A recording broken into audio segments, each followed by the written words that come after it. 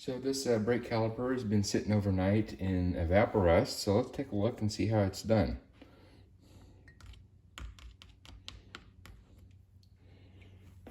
This looks pretty amazing.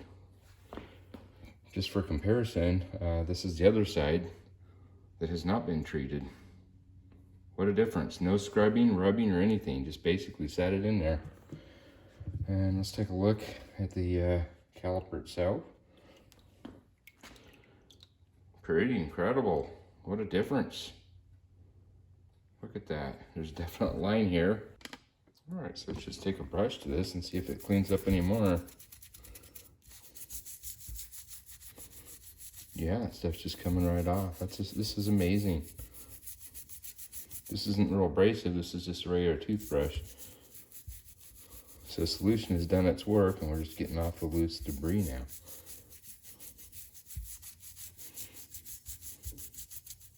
I'm very impressed. I think this Evapo-Rust lives up to its claim.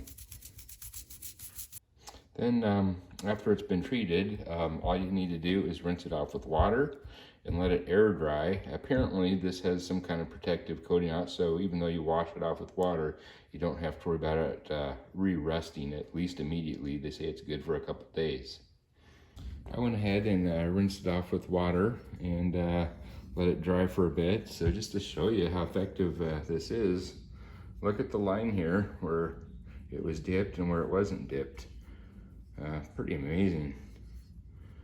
So needless to say, I'm going to turn this over and let the rest of it soak and get it all cleaned up. All right, I'm going to try the Evapo-Rust on these larger front calipers now.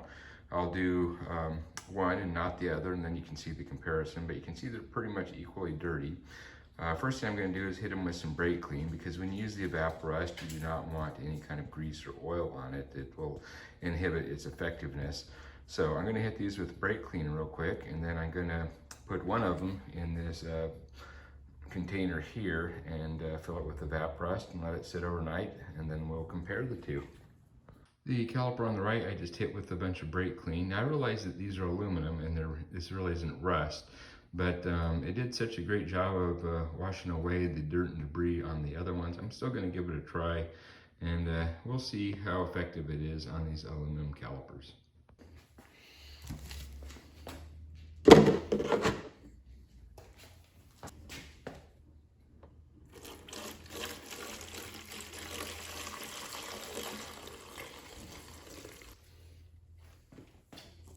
I do have a metal spring, so I'll go ahead and put that in there and we'll see how effective it is at cleaning that.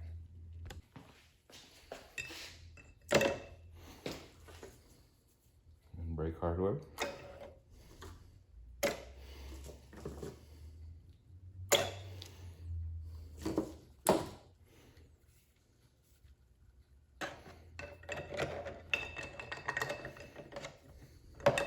So there you go, there's your before and after on the rear iron calipers. And that is using only just the Evapo-Rust.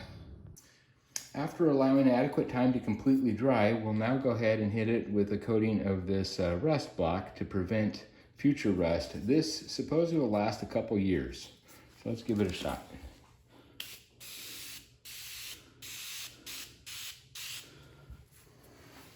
To give you a little comparison, this is the aluminum caliper that we put into the Evapo-Rust. This one here is untreated, and of course this is the iron one that's in the rear. Obviously the Evapo-Rust cleans up the iron the best, the iron oxide, whereas the aluminum oxide not so much. However, there is some iron oxide on these because of the brake dust, which does contain iron, and then it cakes up on here and then it'll actually rust. So the Evapo-Rust took that off. But I think with the remaining stuff that we see here is probably iron oxide. All right, it's a couple days later now, and we finally did get our seal kits and rebuild kits in for the brakes. So there they are. There's the ones for the front, and then of course the more complex ones for the rear. I did go ahead and continue cleaning all the parts in this Evapo-Rust. It works very well. And I found that it works even better if you put it in an ultrasonic cleaner. It does two things. It speeds up the process, one of which, of course, is the ultrasonic cleaning itself, but also the temperature. This particular ultrasonic cleaner has a temperature button, so you can kick it up to 140 degrees, and it probably speeds the process up by a factor of 10. It's much, much quicker. So instead of overnight, you're just looking at a couple hours maybe. So anyway, I went ahead and cleaned up all these parts, and then after cleaning them up, I hit them with this rust block. It's also made by Evapo-Rust. And apparently this stuff, you spray it on here, it's oil-free, and it will protect the parts up for a couple years. As you can see, I'm still trying to clean these front calipers. They're definitely more stubborn than the rear ones, which are just iron. Those clean up really well with this Evapo-Rust. These front ones, they're aluminum, and they're very porous, so things that get stuck in there really tend to hang on good. I am finding, though, that the Evapo-Rust is working on them. It's just a much slower process. And so here I am, I'm just soaking them overnight, maybe several nights, and it will finally eat away those deposits, and I can just brush them away using a toothbrush. So anyway, let's go ahead and get started on reassembling the rear calipers at this point. By the way, before we get started on the rebuild, I think I last left you indicating that we had this washer here that had been bent and destroyed and probably was not reusable. I was able to go ahead and straighten it out in the vise, and then I took a file and then kind of rounded this little nub off here where it was kind of flattened out. And so I tested it, and it does fit into the caliper just fine. So we're just going to reuse that part. All right, so as not to complicate things and keep things easy and not look too overwhelming, I kind of separated the left and right ones out. So we'll just focus here on the right-hand side. All right, so I just took the contents out of the package for the rebuild kit. This particular one here was ordered from Rock Auto. And if you're interested, there's the part number. And yeah, this one is a complete set, unlike the one from O'Reilly's. I think there's only 4 parts that came with it. This has 4, 5, 6, 7 parts, which is the complete set. So let's start our reassembly with the piston. You can see it's all clean, there's nothing in there. So we'll start with the piston, and we'll take this guy here, which goes into the piston first, and we'll start with replacing the seal on this piston. All right, one thing to note before removing this this O-ring here, you'll notice that it's got a taper to it. You see that taper there? It's kind of conical shaped, and so is the replacement here. So the direction that we put this in is very important. So be sure that you don't have it turned around like that. Make sure it goes like that. All right, so we'll just go ahead and remove this one. Set it aside. And then get the new one. And just fit it around there. There, and as you can see, it's tapered upward. When putting these parts back together, we're going to use a silicone paste. It's important to use silicone because a lot of the other type lubricants or greases will expand and destroy these seals. So stick with the silicone and you'll be okay.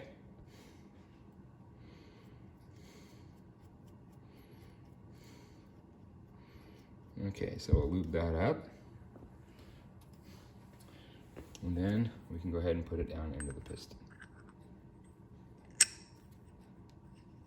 Oh yeah, much better seal there. I can actually hold the piston with that seal. So much better. The other one just kind of flopped out. All right, we'll start by putting these rings back on. I don't know if it's important, but this one that has the little bearings in it, you'll notice that it kind of has a concave side here and then a flat side here. It came off with the flat side upward. So I'll put that on there. And then this washer. And then the wavy one. And then another flat one. and then the snap ring. Okay, got the snap ring on the snap ring pliers. I'll compress it and just set it in. And once it's set in, go ahead and make sure that it's fully seated by tapping around the edges here. There, I heard it click a little bit, so it was not fully seated, and now it is. Okay, we're done with that part. Now let's turn our attention to the caliper itself, and we'll start by inserting this new seal into the side here where the parking brake shaft goes in.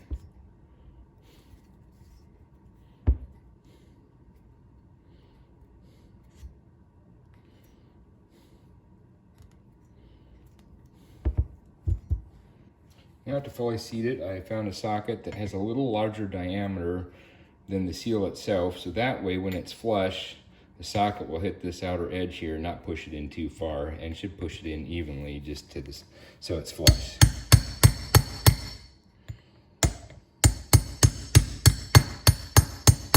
You can kind of hear that when it bottoms out because the socket's now hitting the seal.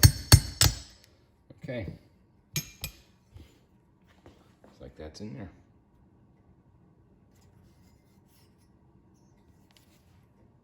Now we can go ahead and install the lever mechanism.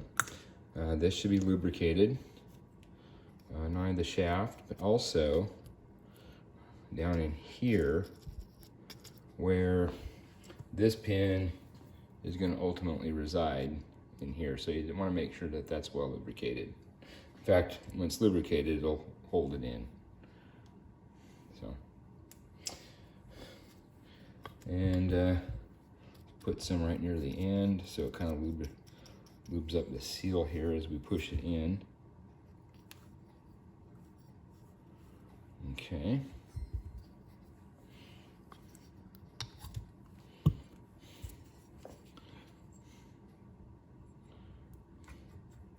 There, slides in nice and easy. Okay, like so. And as you look down in here, let's see, let me get a light. Again, doing the work in this hole here, it's best just to get a light that you can, has a magnetic base that you can stick on there, and then it's always well lit down there for you. So anyway, as we move that around, you can now see the little hole there where the that pin is going to reside. Oops, sorry. Where that pin is going to reside.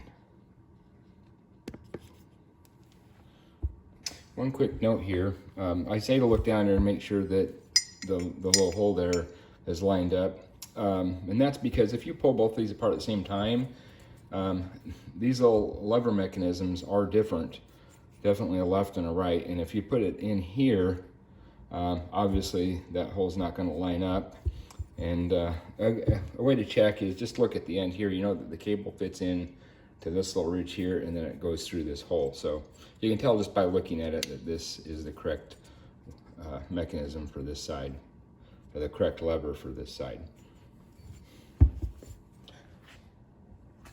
Now we can prep this shaft to put down into the bore there.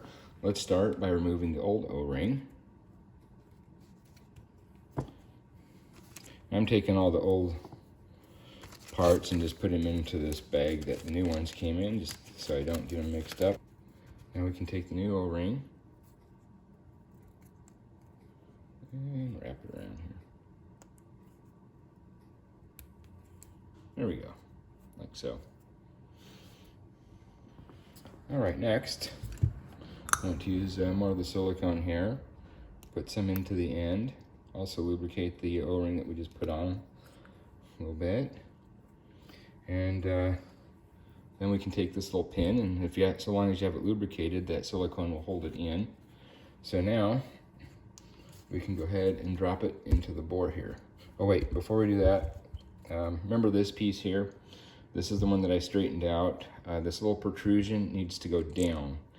And notice how it's kind of squared here, and it fits right over this. So when this thing is pushed all the way in and this little protrusion goes down into that little bore.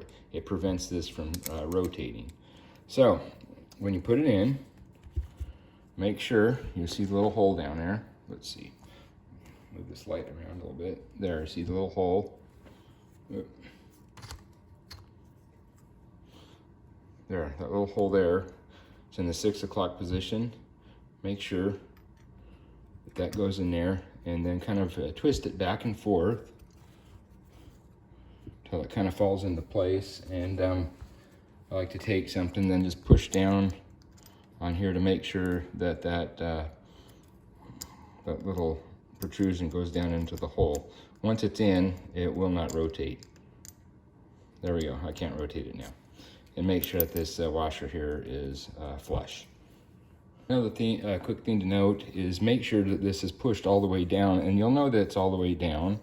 If you take the little lever here, move this back and forth, that little rod should move up and down. So that ensures that the pin is in there, and move it so the shaft is down as far as it'll go.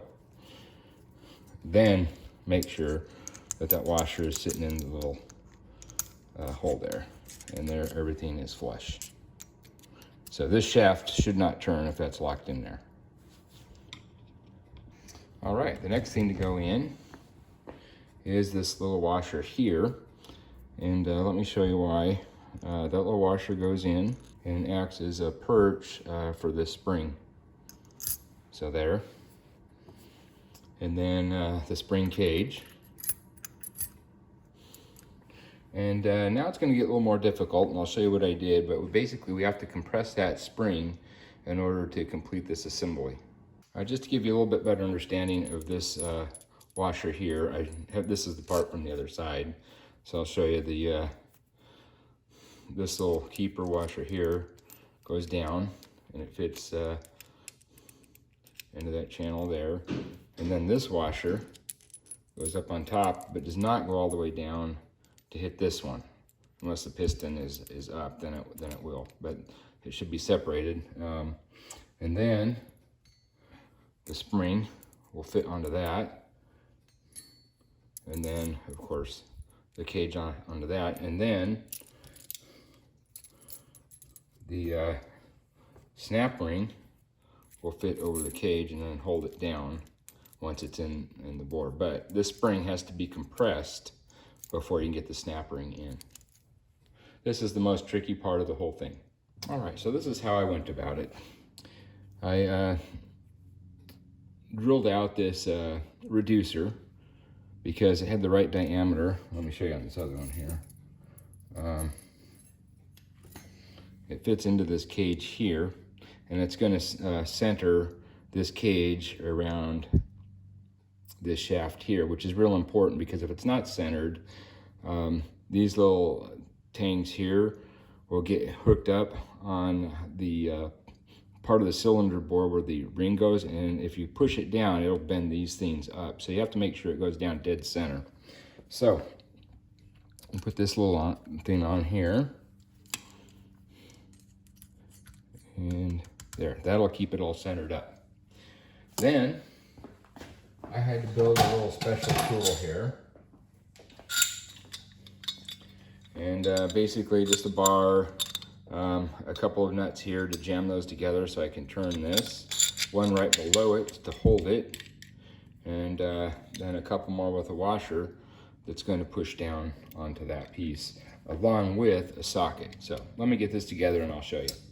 All right, what I'm using is a 1/2 inch drive socket, and 1/2 inch because I want this hole to be large enough for this piston to come up in without hitting anything, because if you start pushing down on the piston, you're not going to be compressing the spring. So anyway, and this is a 14 mm, which seems to be a good size. So that'll sit there, and then this, go ahead and set in there. And then just start moving this nut up. And then once it hits, we can start turning it down from the top, and it'll start compressing that spring. Okay, so I'm going to hold this nut here with this 13 mm. and then just crank down on this. And we'll start compressing that piston.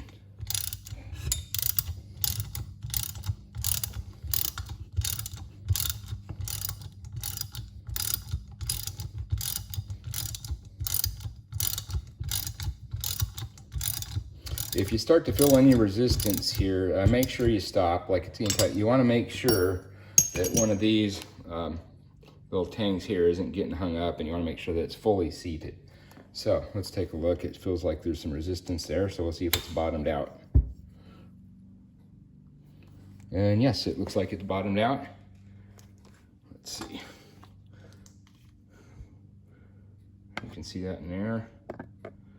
And then we'll go ahead and put the ring on it, the snap ring on it, and then that'll hold it in place and we can remove the tool. Okay, one other thing to note here, in the kit there are 2 different size snap rings. I should have mentioned this earlier, but the small one is the one that goes into the piston here, and then the larger one is what we're going to use to put down inside this caliper here. All right, so let's get the snap ring on the pliers here.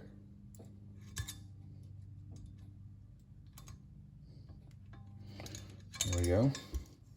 And then just move it down as far as you can go. And then also on the back side, take a little screwdriver and tap the other side to make sure that that ring is fully in and seated. All right, there we go. So it's that easy, if you have the right tools. If you do have a vise, I recommend using it to hold the fixture. That way it just frees up a hand, so it makes it all that much easier to get the snap ring in there and push it down. All right, once you have the assembly in, go ahead and move this little lever here, make sure it springs back. That ensures that the snap ring is in there securely and hasn't moved out. And this looks good and it operates nice and smooth. All right, the next step is to put the seal in. Make sure that the groove that it fits in is clear of any debris. And then we'll go ahead and put just a small amount of silicone around here just to lube it. Make sure it goes in nice and smooth. And we'll just spread it real thin.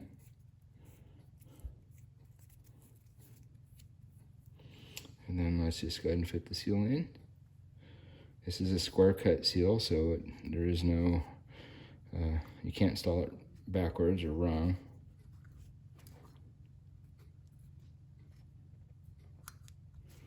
And there we go. And make sure that it's fully seated all the way around. Okay, the next part to install is the dust boot. I went ahead and put just a real thin coat of silicone around here. Make sure that we move it evenly, and then a little bit also on the inside portion of the ring here. Okay, when installing this, it's important to place it over the piston first.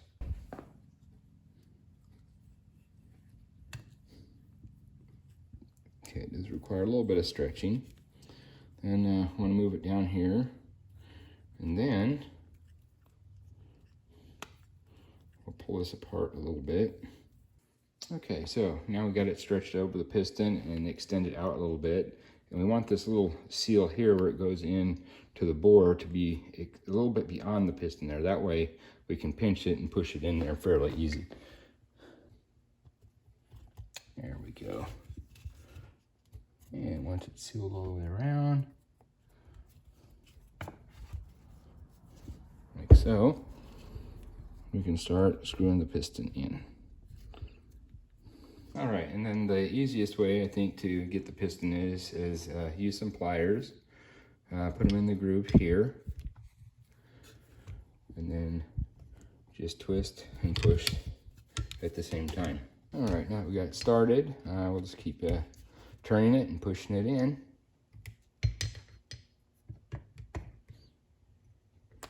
And there goes the dust boot. It's sealed now.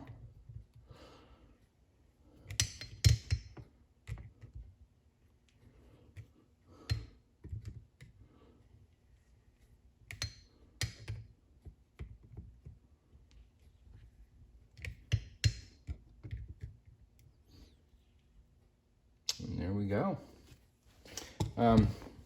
When you finish it up, make sure that these little holes here are lined up this way, because when you put the pad in, the little nubs that catch it will be in this orientation. All right, next let's put this little spring retainer screw in here.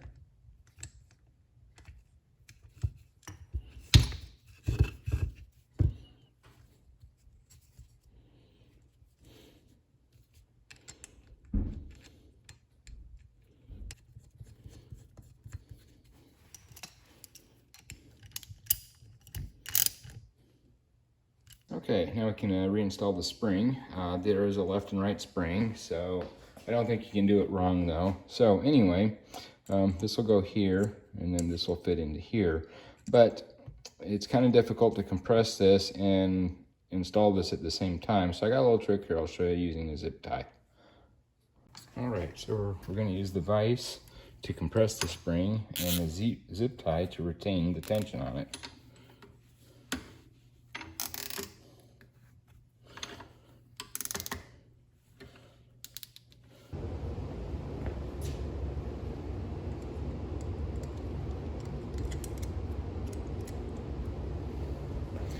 There, just like that. And then once it's in, just go ahead and cut it. There you go. Now the only thing left that we need to do for the rear calipers anyway is to grease up the guide pins. When you grease them up, use a caliper grease, something that's specific for it, because this is designed for high heat, so when it gets hot it doesn't become runny and then just ooze out. So this grease can tolerate the high temperatures. So be sure you lube these up well. Make sure that they slide in and out real easy. And put the dust boot on.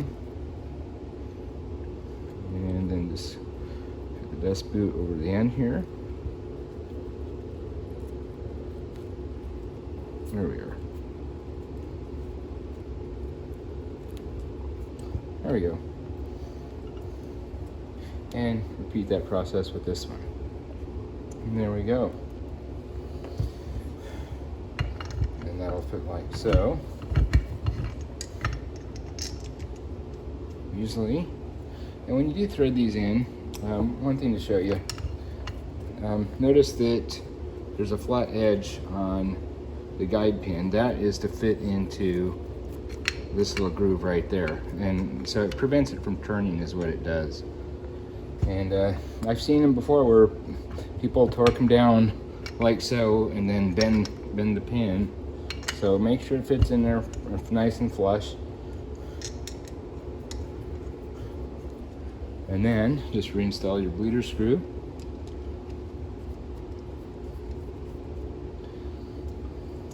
And there we go. I rebuilt a caliper, and we can now go ahead and put that back on the car. All right, so I just need to repeat that process for the other side of the car on the rear calipers. I'm still doing some cleaning on the front calipers, and this video is getting a little long, so I think I'm gonna go ahead and call it quits for this video. And on the next video, we'll go ahead and install calipers back on the car. I also have some new rotors and some pads coming. And then we'll also go through the bleeding process. So anyway, catch you on the next one. Bye-bye.